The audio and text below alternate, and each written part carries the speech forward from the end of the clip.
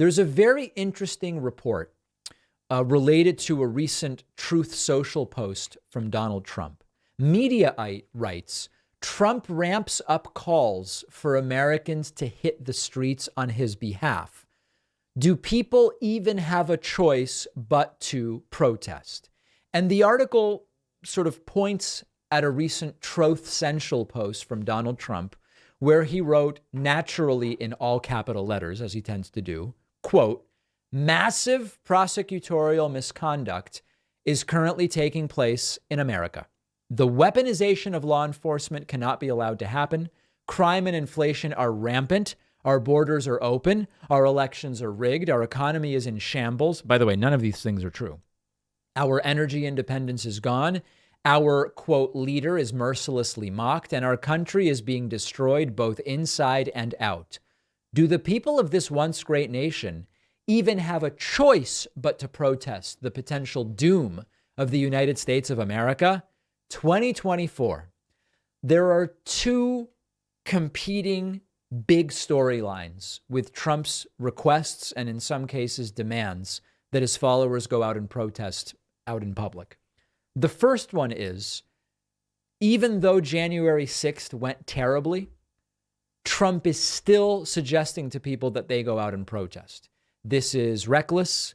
This is self-centered, egotistical, and narcissistic, and all of those things. Trump doesn't care or is ignoring or has forgotten or is indifferent to the fact that the last time he convinced people to go and protest, about 1,000 people got arrested and charged with various crimes, and some people died, okay?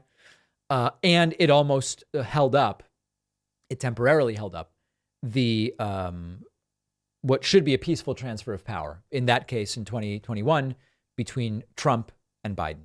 That's one story. The second story is that even though Trump's followers, I guess, still support the guy based on the polling that we're looking at, they don't seem very willing to go out and protest. Now, that may be because they don't care enough to go out and protest, or it may be because they know what happened on January 6th. They don't want to end up in pretrial detention awaiting trial. Okay, so, but for whatever reason, Trump is struggling to get people to go and protest for him. You might remember in late March, the New York Times wrote an article, Trump claims his arrest is imminent and calls for protests, echoing January 6th. Except the protests didn't really happen. There was a small show of support at Mar-a-Lago. And then ultimately, when Trump was arrested and indicted both times, there were relatively small groups of people who went out, and it wasn't even totally clear that they cared really that much. You might remember that before Donald Trump's second arrest, as U.S. News reminds us, Trump calls supporters to action as he prepares for arraignment on criminal charges in Miami. Again, this was for the second arrest in Miami. We were live on the ground there, and there really was not that much going on. Yes, some of them showed up, but it was a lot of media and a lot of sort of curious rubberneckers who did not seem particularly committed to protesting for Trump. And then shortly after the first arrest, there was this report from PBS, Trump's calls for protests failed to gain traction ahead of anticipated indictment. So there is a very interesting situation where a guy that still has the devotion of more than half of the Republican electorate, we have the polling, Trump's still polling at this point, 53%, holding very steady. This is exactly where he was at the beginning of April, more or less. Trump's still the support and devotion of more than half of the Republican Party, but they either seem to know better or aren't quite enough committed that they are willing to go out and protest. That all being said, as Trump's trials move forward, if he's indicted a third time, a fourth time potentially, if it starts to impact Trump's ability to run his campaign as the debates and everything get going, all of which we'll be covering, maybe his followers will be more inspired to get out there and protest. If they do, remember, my view on this is very nonpartisan. Protest, very patriotic and American. It's a form of speech, etc.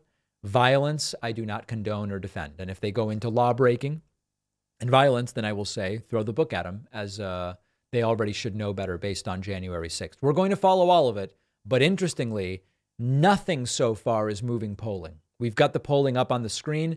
The purple line is Trump. You did see this boost after the first indictment, but basically flat. You see DeSanctimonious, who lost a little support after Trump's first indictment, but is more or less steady. And then at the bottom, you've got the 0 through 6s. The only guy who's seeing a little bit of a bump lately is Mike Pence. And I actually have no opinion as to why that is. At 6%, it doesn't really seem like the guy's got a path to the nomination. We have such a great program for you today. I'm glad you're here. This was a shortened week because of the 4th of July. Next week is a full, robust, thick, and meaty week of programming. Make sure you're subscribed on YouTube. Remember that the Children's Critical Thinking book continues to be available at davidpakman.com/book. We are up now over 500 copies sold. It is an incredible thing that is going on. We'll talk about all of it. There will be time for all of it. We'll take a quick break and be right back.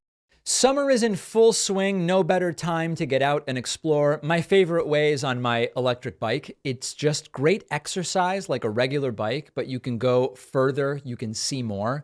My electric bike is the XP 3.0 from our sponsor, Lectric E-Bikes. 1,000-watt motor with a ton of torque. I can go up to 28 miles an hour. It's just super fun.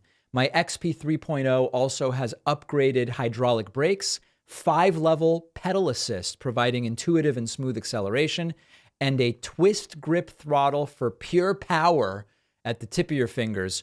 All of their e-bikes are packed with advanced features. The LCD display is super bright, 7-speed gearing, a removable battery that you can charge indoors that'll go up to 65 miles on one charge. Every model folds up so I can put it in my car, the garage. Lectric e-bikes cost way less than the competition, with financing as low as $73 a month. So your outdoor fun won't cost you a fortune. Every bike ships free and fully assembled.